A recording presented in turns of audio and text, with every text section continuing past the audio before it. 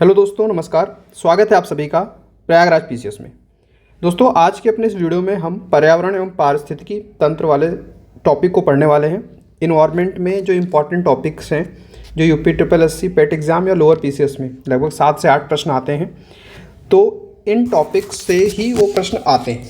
तो इस वीडियो में मेरा जो मेन पर्पज़ होगा उन टॉपिक्स को कवर करना। तो इसमें जो ज़्यादा से ज़्यादा टॉपिक्स कवर करने का ट्राई किया गया है।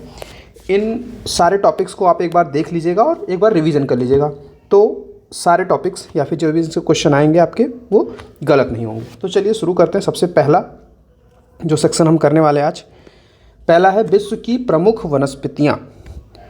तो विश्व में प्रमुख वनस्पतियों के नाम से एक प्रश्न आता है, मैचिंग कराने को आता है। तो विश्व की, आप ये ध्यान रखिएगा, प्रमुख वनस्पतियाँ। इसमें जो लेक्चर का पूरा जो कोर्स ऑफ एक्शन रहने वाला है, जो मैं आपसे एक्सपेक्ट ये करता हूँ कि आप A4 साइज पेज ले लेंगे और जो मैं यहाँ बताते चलता हूँ, केवल सिर्फ PYQs और इम्पॉर्टेंट जो फर्दर पूछे जा सकते हैं वही यहाँ बता रहा हूँ, तो आप उनको नोट करते हुए चलिएगा। तो पहली हेडिंग के अंतर्गत जो फर्स्ट टर्म आपको याद रखना है, जो शब्द नाम से पूछा जाता है और मैचिंग कराया जाता है, ये UP PCS के PYQs में भी आया हुआ है, तो चांसेस हैं कि यहाँ पर आ जाए। तो सबसे फर्स्ट नंबर पर जो हम यहाँ पर देखने वाले हैं, दैट इज़ जेरोफाइट्स। क्या ध्यान रखेंगे आप? जेरोफाइट्स। जेरोफाइट्स क्या होते हैं? तो देखिए, नाम को तोड़ के समझिएगा। जहाँ भी आपको फाइट्स वर्ड दिखे, फाइट्स वर्ड की स्पेलिंग क्या? PHYTES, fights. इसका मतलब होता है प्लांट्स, ठीक, मतलब पौधों की बात हो रही है। उसके बाद यहाँ पे जो जीरो लिखा हुआ है, इसकी स्पेलिंग जरा ध्यान से देखिएगा, यानी कि XERO, ज़ीरो, ठीक है। इसका मीनिंग क्या होता है? ड्राई या सूखा। तो आप समझ गए होंगे नाम से। अब क्लियर है ना कि जीरोफाइट्स कौन से प्लांट्स होते हैं? ऐसे पौधे जो सूखे स्थानों पे पनपते हैं। समझ में आ गया? तो जीरोफाइट्स जो हैं वो मरुस्थलीय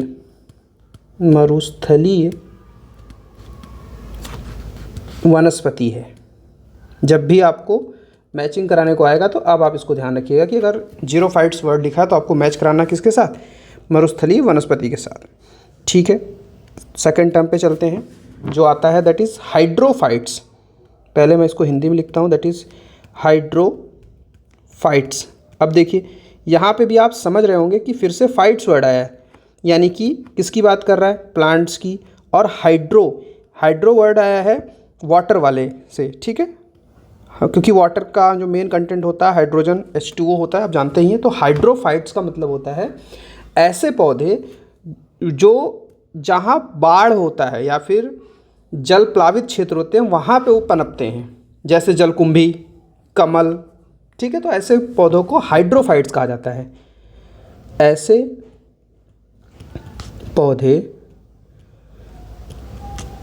जो ज़्यादा पानी वाले क्षेत्रों में उगते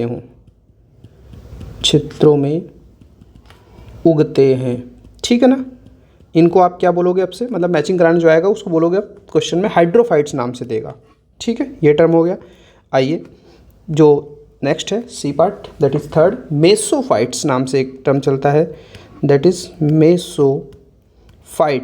फिर से फाइट्स वर्ड तो आप समझ ही रहे हो कि प्लांट्स की बात हो रही है। अब इसमें मेसोफाइट्स का मतलब क्या हुआ? मेसोफाइट्स का मतलब ये होता है जो टेम्परेट रीजन में पाई जाए, यानी शीतोष्ण क्षेत्र की, ठीक है, शीतोष्ण क्षेत्र की वनस्पति। तो इसको आप थोड़ा सा मैं समझा देता हूँ कि कहना क्या चाह रहा है, शीतोष्ण मतलब क्या हुआ। तो देखिए, आप जानते हैं कि पृथ्वी हमारी इस प्रकार के शेप की है, अंडाकार की, और सेंटर पे जो लाइन है इसको भूमध्य रेखा कहा जाता है, ठीक है। भूमध्य रेखा, जिसका जो लैटिट्यूड होता है आप जानते हो 0 डिग्री होता है। 0 डिग्री से अगर आप ऊपर जाओ, ऊपर की तरफ, तो यहाँ पे एक लाइन आपने पढ़ा होगा, इसको 23 × ½ यानी 23.5 डिग्री कहा जाता है, और नाम क्या बोलते हैं इसको? कर्क रेखा, ठीक है। ऐसे ही सेम चीज़ आपको साउथ में देखने को मिलता है। अगर इतना ही नीचे आप आ जाओ 23.5, तो यहाँ पे जो रेखा मिलेगी इसको मकर रेखा कहा जाता है, ठीक है। तो इसके बीच वाले इस क्षेत्र को क्या कहा जाता है? इसको बोला जाता है उपोष्ण। क्या बोला जाता है? उपोष्ण या उष्ण कटिबंधीय, उष्ण कटिबंध।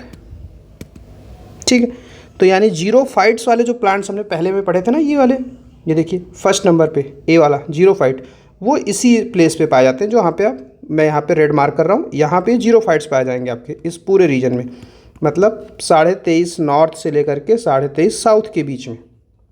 अच्छा, जो अभी हमने मीसोफाइट्स लिखे, ये शीतोष्ण क्षेत्र में पाए जा रहे हैं, यानी कि अभी इसके जस्ट ऊपर वाले रीजन में का जो एरिया पड़ता है, जहाँ बहुत ज़्यादा ठंडी भी ना हो और बहुत ज़्यादा गर्मी भी ना हो, इस वाले क्षेत्रों को, जहाँ पे मैं वाइट से मार्क किया हूँ, इन्हें बोला जाता है शीतोष्ण क्षेत्र।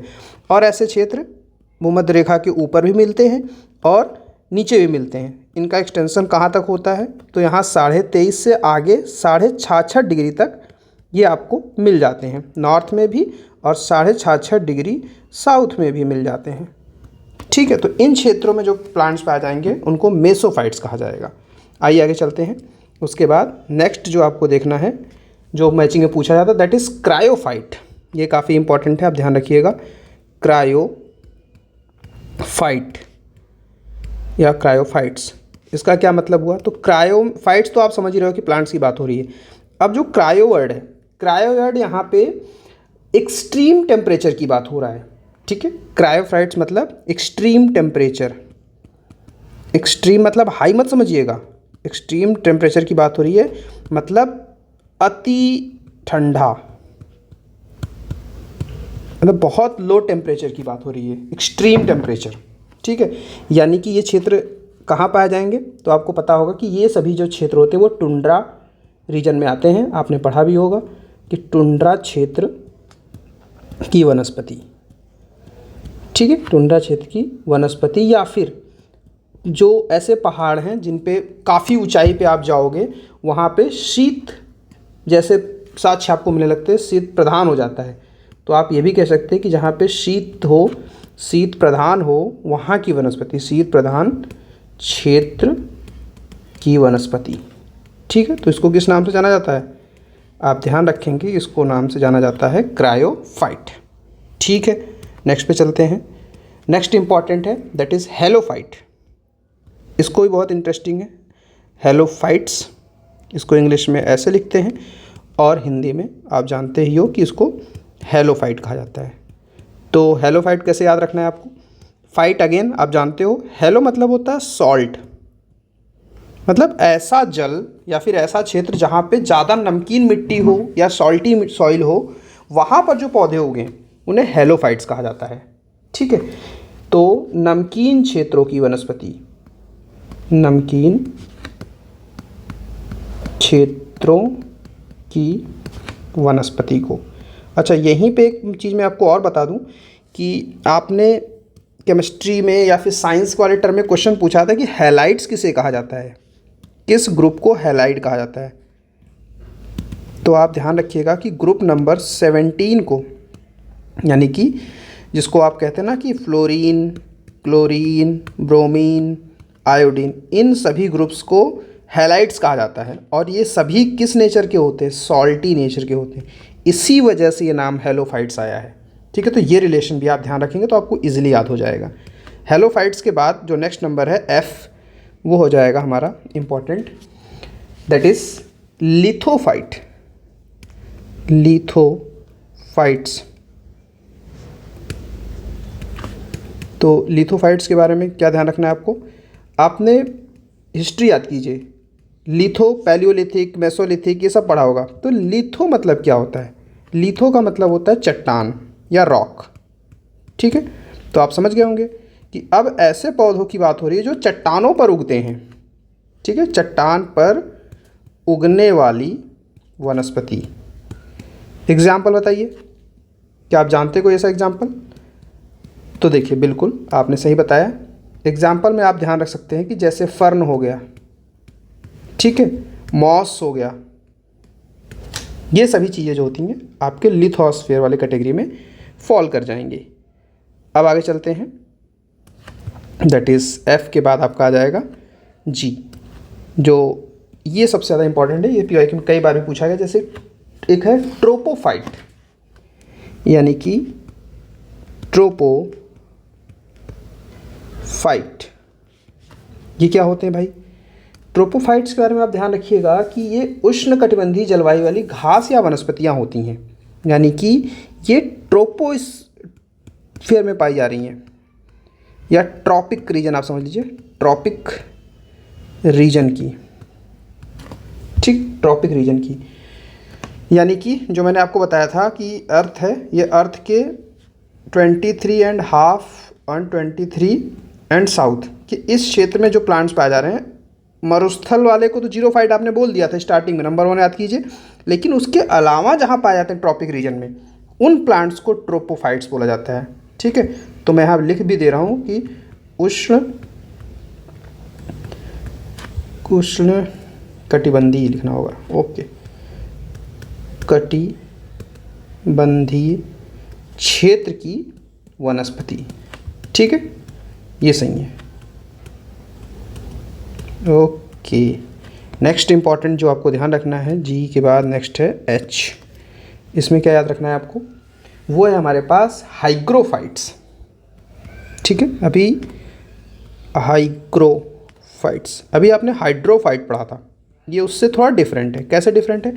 हाइड्रो जहाँ पे आया था वहाँ पे मैंने आपको बताया था कि हाइड्रो वाटर से रिलेटेड है। आप यहाँ देखिए बी वाला हाइड्रोफाइट्स। अब यहाँ पे क्या है, लगभग वैसा ही है, बट यहाँ पे हाइड्रो नहीं हाइग्रोफाइट है। तो हाइग्रो मतलब क्या होता है, यहाँ पे आपको समझना है मॉइस्चर की बात हो रहा है, यानी पानी तो अभी भी है लेकिन अमाउंट कम हो गया है। तो ऐसे प्लांट्स जो दलदली स्थानों पर, ठीक है, वहाँ पानी मतलब बहुत ज़्यादा भरा नहीं है बट दलदल जैसा है, दलदली स्थानों या फिर क्या हो जाएगा, या फिर आर्द्रता वाली स्थानों पर पाया जाए, स्थानों पर मिले, ठीक, तो उसे क्या कहेंगे हम? हाइग्रोफाइट्स। आई होप आपको ये समझ में आ गया है। तो चलिए फटाफट इसको रिवाइज कर लेते हैं। आप बताइएगा, मैं यहाँ पे क्वेश्चन लिखता हूँ, इसका जवाब आपको कमेंट सेक्शन में देना है। पहला, what do you understand by xerophytes? आप इसको एक्टिव रिकॉल का मैडम, ठीक है, एक्टिव रिकॉल का मीडियम समझ सकते हैं और इसका कमेंट सेक्शन में जवाब दीजिएगा। ओके, फर्स्ट है जीरोफाइट्स क्या होते हैं। सेकंड है आपको जो मैंने पढ़ा था या फिर अभी हम लोगों ने डिस्कस किया पूरा, दैट इज़ हाइड्रोफाइट्स। हाइड्रोफाइट्स ये क्या होते हैं, कमेंट में बताइए। थर्ड नंबर हमने पढ़ा दैट इज़ मेसोफाइट, मेसोफाइट्स। फिर पढ़ा था हमने हाइग्रोफाइट्स, हाइग्रोफाइट्स, ठीक है। उसके बाद हमने जो पढ़ा फिफ्थ नंबर का ट्रोपोफाइट्स, ठीक है। ये 5 हैं आपके टेस्ट के लिए। आप इसका जवाब कमेंट सेक्शन में दीजिए।